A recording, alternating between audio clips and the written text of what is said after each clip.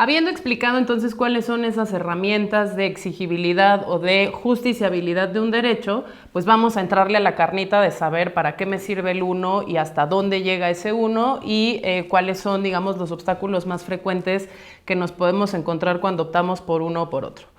Cuando hablamos, por ejemplo, de movilización, ya decíamos que era un mecanismo más bien de visibilización que realmente de lograr que una autoridad me reparara un daño o me reconociera una cosa, sino que estábamos hablando de hacer mucho ruido.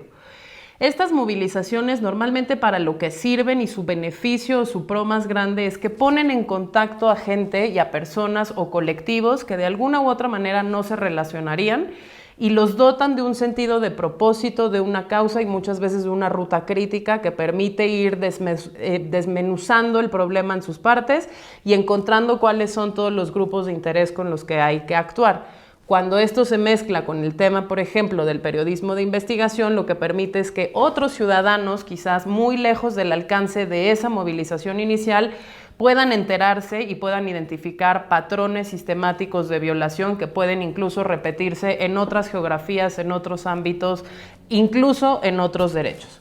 Donde está su contra principal es en el hecho de que efectivamente no movilizan, la movilización colectiva y la identificación de un problema, el trazado de una ruta crítica, no necesariamente habilita o activa alguna autoridad para resarcir el daño, sino que simple y sencillamente lo pone en la esfera pública para su discusión y muy probablemente a esas movilizaciones se les puede dar la vuelta, sobre todo en una sociedad que está acostumbrada al consumo inmediato de información, en donde un escándalo apaga al anterior y muchas veces estas movilizaciones tienen que enfrentar el olvido como principal obstáculo. En cuanto a las denuncias o coadyuvancias, bueno, la ventaja de estas es que activan efectivamente a una autoridad, a la autoridad competente para revertir una situación, para investigar algún tipo de patrón o para sancionar incluso a otras autoridades. El problema que vemos principalmente o los contras de las denuncias y las querellas es que requieren tiempo, requieren de la voluntad de la persona afectada para acudir a la autoridad. Muchas veces requieren el viacrucis burocrático de identificar cuál es la autoridad competente y entonces terminamos yendo del ayuntamiento o la delegación a una fiscalía, de una fiscalía a otra centralizada y entonces ahí quizás perdemos muchas veces el ímpetu inicial de querer exigir un derecho o hacer que se respete. Y el segundo contra de estas, aunque son muy directas, aunque en su mayoría suelen ser efectivas, es la desconfianza en la autoridad misma, que como decíamos en la introducción, probado está caso sobre caso que muchas veces no actúa en favor del ciudadano y en favor de los derechos, sino en favor de su propia protección. Con el tema, por ejemplo, de las quejas ante órganos autónomos, ante procuradurías que logran eso, aglutinar la demanda de muchos individuos, como ya veíamos. Quizás los pros es que se inicia un proceso, a diferencia de la denuncia, hay un seguimiento mucho más claro, porque la institución, esa Procuraduría del Consumidor, ese Conducef, esa Profepa, esas instituciones tienen el mandato per se de dar seguimiento a los casos que lleguen frente a ellas y de hacer gran parte del trabajo en nombre del afectado directo, es decir, ellos tienen que pedir seguimientos periódicos sobre los casos a las autoridades competentes, ellos hacen muchas veces gran parte del trabajo mediático y ellos tienen el conocimiento que a veces uno como ciudadano no tendría.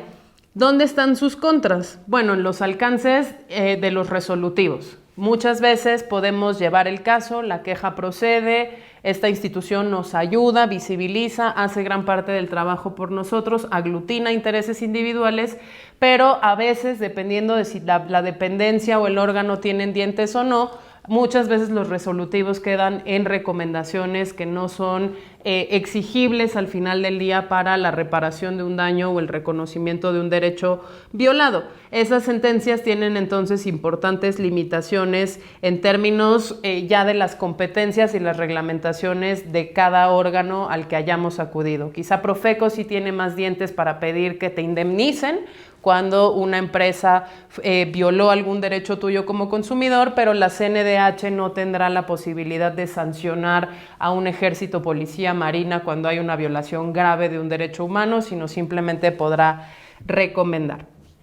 En materia de acciones colectivas, que quizás es una de las cosas que más nos interesan, pues el PRO es que permite representar eso, intereses colectivos de más de uno, que permite precisamente visibilizar grupos, tendencias, patrones, colectividades más grandes, y sus efectos pueden ser generales, es decir, si yo promuevo una acción colectiva contra Grupo México por la contaminación del río Sonora, en caso de que hubiese un resolutivo positivo, la empresa tendría que limpiar el río, con lo cual se beneficia no solo al grupo que originó la acción colectiva, sino a la comunidad en general, hayan ellos participado del ejercicio o no.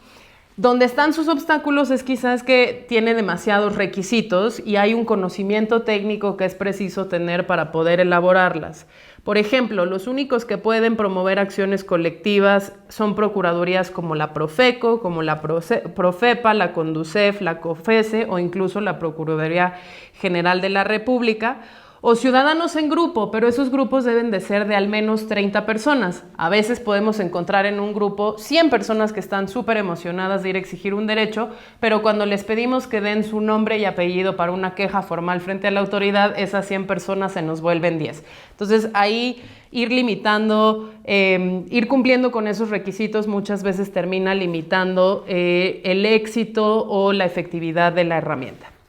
Y finalmente el juicio de amparo, que es de los más difíciles, pues el PRO es que es un recurso muy fuerte porque obliga a que un juez tenga un pronunciamiento sobre un caso específico. Yo le estoy demostrando que hay un acto de autoridad que me viola un derecho, lo puede haber hecho por la vía directa o la indirecta, y entonces yo le pido al juez que emita una sentencia, y esa sentencia podrá ser la suspensión del acto de autoridad que me está violando un derecho, o podrá ser incluso la sanción a una autoridad por el incumplimiento de órdenes judiciales previas, etcétera. Incluso podría llegar a fallar un juez que es necesario que se me repare el daño ejercido por ese acto de autoridad.